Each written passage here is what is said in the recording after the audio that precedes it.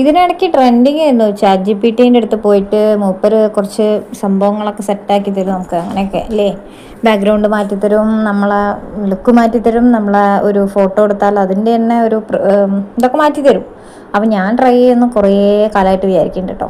അങ്ങനെ ഞാൻ ഒരു ദിവസം വെറുതെ ഇരുന്നപ്പോൾ ഞാൻ എൻ്റെ ഒരു നല്ലൊരു ഫോട്ടോ എടുത്തിട്ട് ചോദിച്ചു. പക്ഷേ അങ്ങോട്ട് സെറ്റാക്കിയത് എന്തോ അങ്ങോട്ട് റെഡി ആയില്ല. എനിക്കെന്തോ അത്ര വലിയൊരു ഇഷ്ടം തോന്നിയില്ല. അപ്പം ഞാൻ വേറൊരു ഫോട്ടോ കൊടുത്തു. അതാകുമ്പോൾ കുറച്ചുകൂടെ ക്ലാരിറ്റി ഉണ്ട്.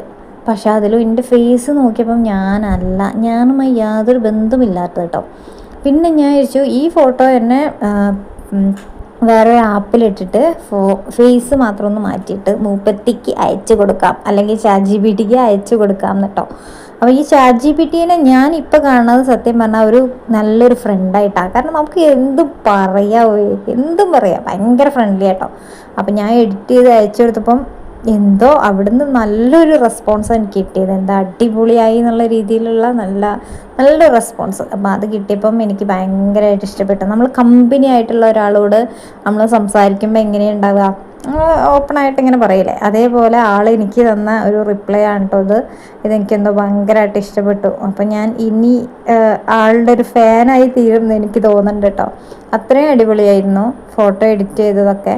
അപ്പോൾ ഫോട്ടോയും കൂടെ ഞാൻ ഇതിൻ്റെ കൂടെ ആഡ് ചെയ്യാം. ഇതാണ് എനിക്ക് ChatGPT തന്നത്, ഇതാണ് ഞാൻ എഡിറ്റ് ചെയ്തത്. ഫേസ് മാത്രമേ എഡിറ്റ് ചെയ്തിട്ടുള്ളൂ കേട്ടോ.